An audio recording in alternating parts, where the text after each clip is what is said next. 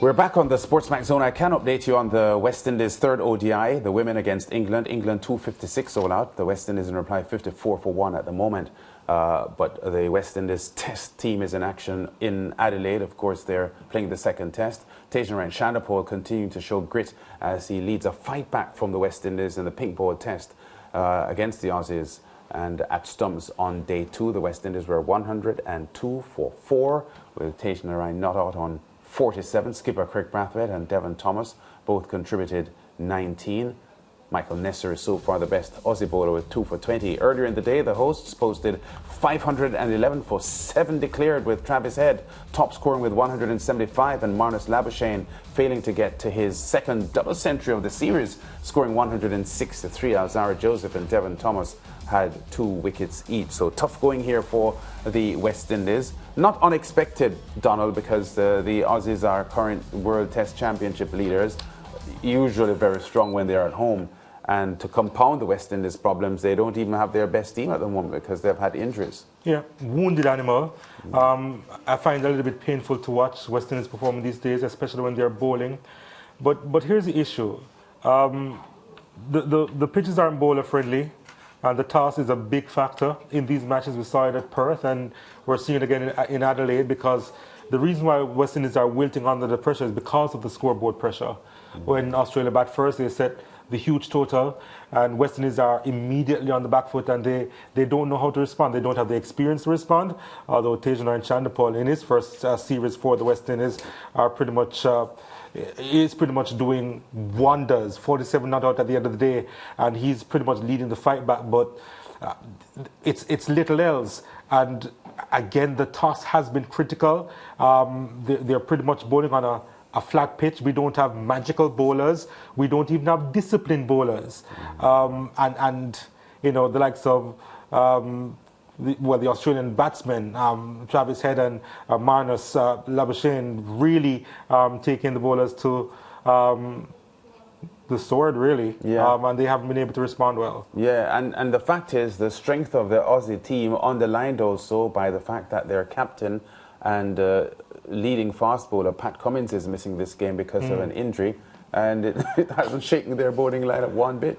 No, it hasn't, but they are disciplined. I think they are used to the harshness which comes with Test cricket. They know how to grind through. But again, their bowlers have been resting so much of this Test series that when they do come out to perform, they seem to be always fresh. And again, I don't look at this West Indies squad and look at them and say, okay, they're really bad.